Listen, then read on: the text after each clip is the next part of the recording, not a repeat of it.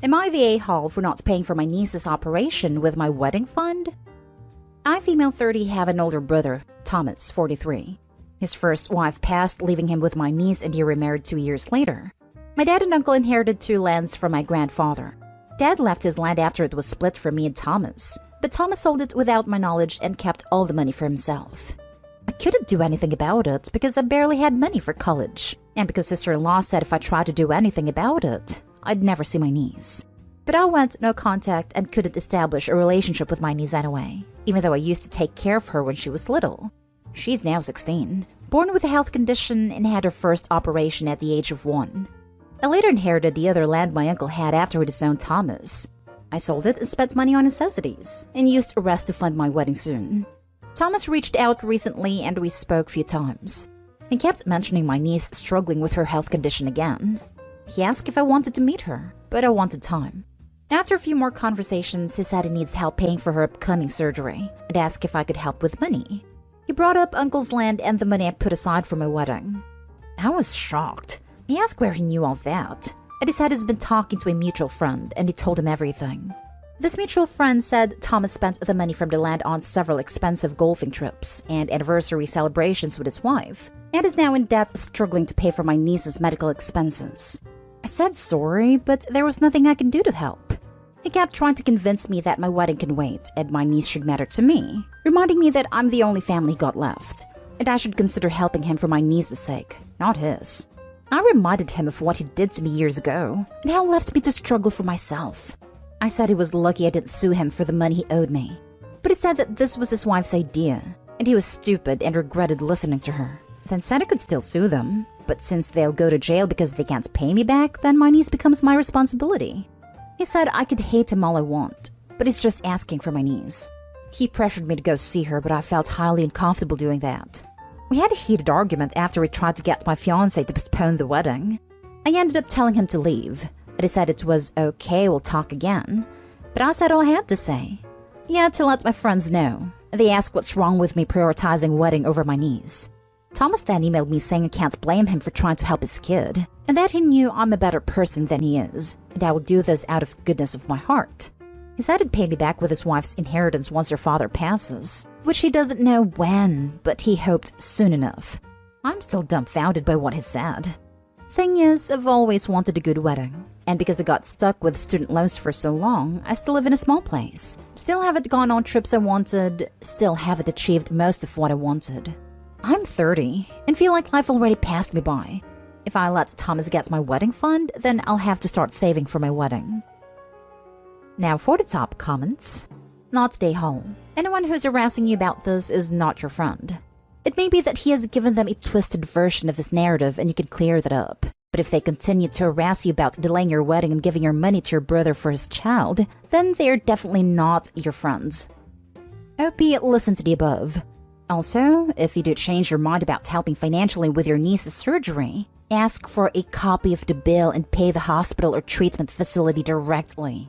Do not give your brother money, as he's untrustworthy. Also, make sure you get your brother and his wife to sign notarized statements stating that they owe you that money back, with interest, or you will never see it again. Funny the brother hasn't mentioned the money as a loan anywhere, except the father-in-law comment. He and his wife, fully expect the money as a righteous gift. The money stole from Opie should have been put aside for the medical needs they knew were coming. Not Day-Hole. Not Day-Hole. He said that this was his wife's idea, and he was stupid and regretted listening to her.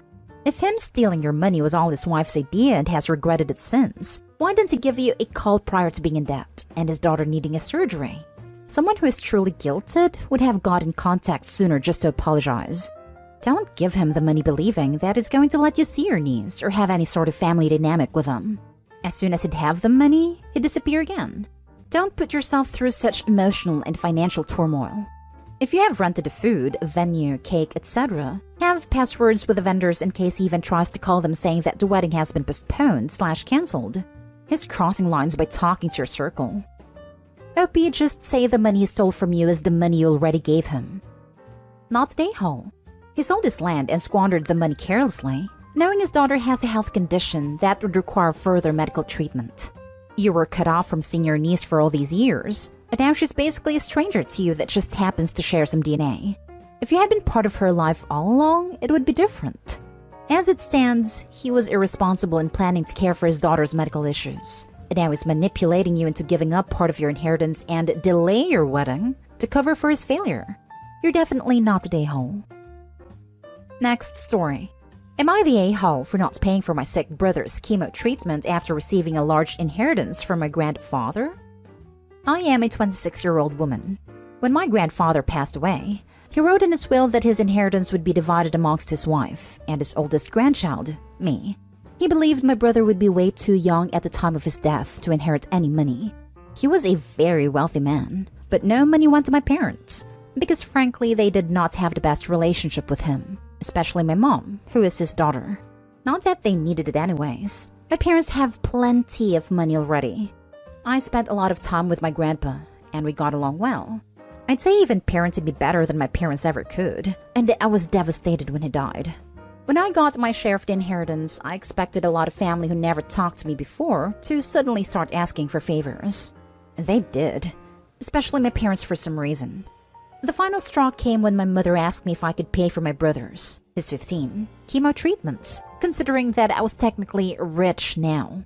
I had never had a large amount of money, even with having wealthy parents. And as soon as I turned 18, they kicked me out and decided I needed to live on my own.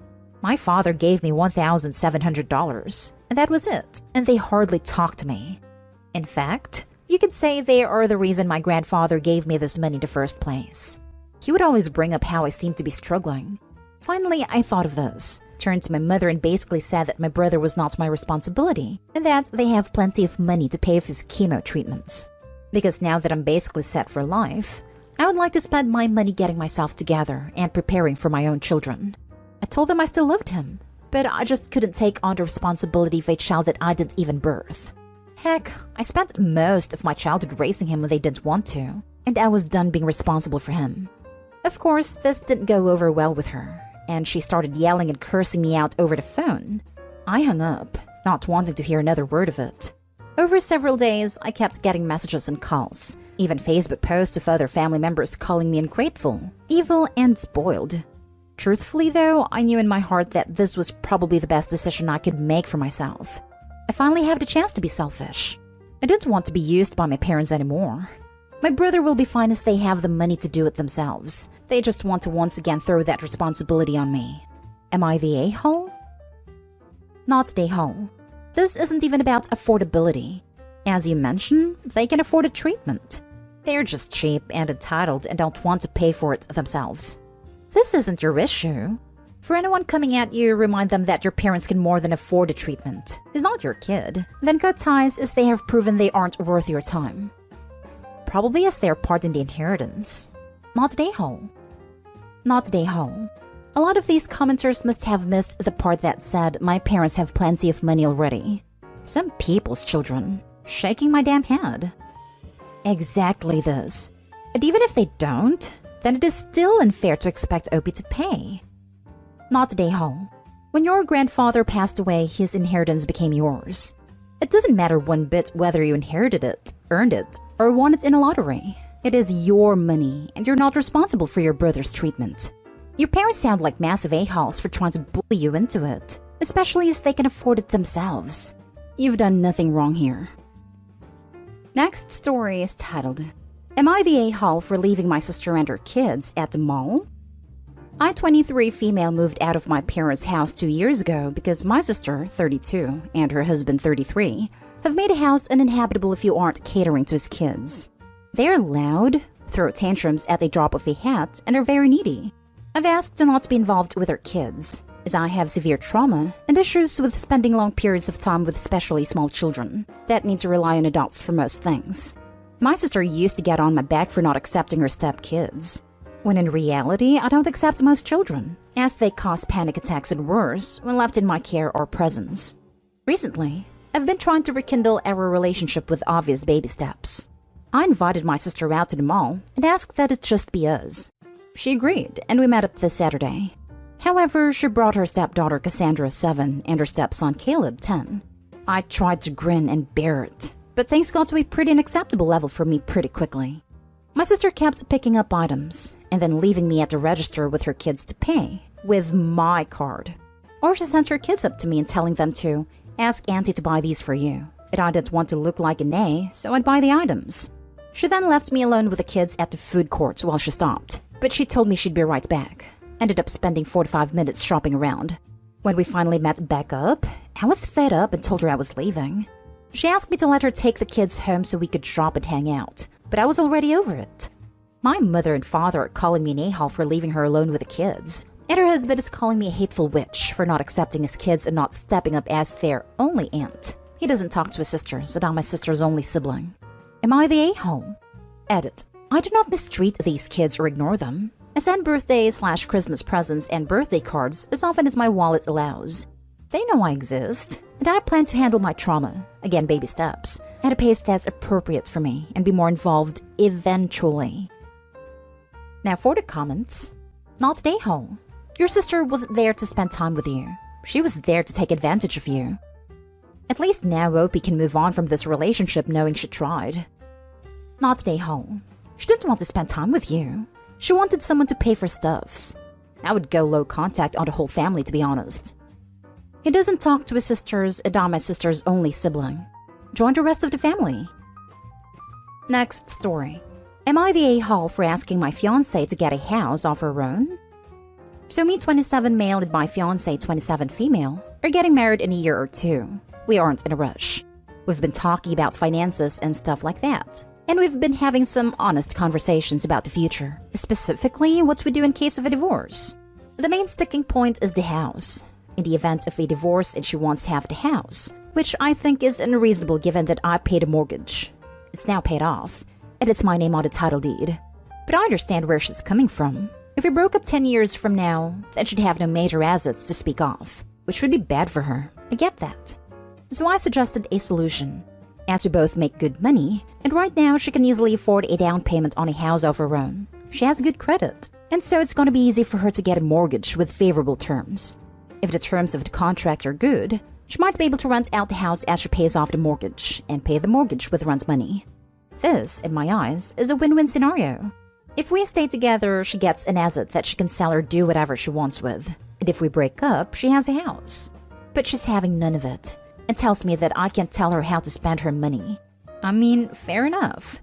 So I asked her to sign a prenup, which basically said that in the event of a divorce, the house would be mine and all other assets of any would be split equitably. She's refusing to sign that as well, saying that I should just trust her. I do, but having a backup plan would make me feel much better and calm my nerves. I said that I'm not going to put myself in a situation where there's even a remote chance that I might lose the house that I've worked hard for. It's one of my red lines. So am I the a-hole? Also, we live together right now, and we split everything 50-50 including housework. We cook for each other on alternate days and we eat out for one day. Not the a-hole. She didn't put a dime into the house. Why should she expect to get half of it if you split up? Marriage law is weird. She wouldn't get half the house, but she would be entitled to half of the appreciation of the house. So if the house is worth $100,000 when we get married and if it's worth $600 when we split up, then I'd be on the hook for $250,000, which I might not have in cash. So I might have to sell the house to pay the $250,000. All that depends on how much the house appreciates. If you are already planning a divorce, then do not get married without a prenup. That would be a terrible financial decision. No one plans to get a divorce when they marry, just like no one plans to have a house fire or for a tornado to rip the roof off the house. Yet sometimes it happens, and if it does happen, it's dumb not to make sure that your assets are protected. Info. What would you do with the house? Why not let her buy half of your house or you win this equally? Or sell it and buy one together? If you're going to retain sole ownership, then she shouldn't pay anything for maintenance/renovation/upkeep. Is this your plan? Now for the last story. Am I the a-hole for refusing to pay back my parents for sending me to a private school when I was 12/13? So, my 17 female parents used to be very strict growing up. When I first started secondary school, I used to be a rebellious child, which is something I have always admitted and apologized for. It is also a phase I have grown out of a pretty long time. Because of my actions, My parents decided it would be a good idea to send me to a strict private school which they think improved my behavior, but in all honesty, I think I've just grown up. My dad first brought this up a few years ago when I was 15, that I need to pay back $20,000 for the school fees. And at first, I genuinely thought he was joking. But now he's bringing it up again and again, especially now that I'm earning my own money. I would maybe understand them if I was still misbehaving, but I literally get straight A's and A+. Haven't had a detention in forever and never answer them back. I don't understand why my parents are asking me to pay this money, when they're the ones that sent me there in the first place. I can't believe I'm already in debt by my own parents, and I haven't even started college yet. Would love some input if I'm overreacting, and how I should approach them when they bring it up again.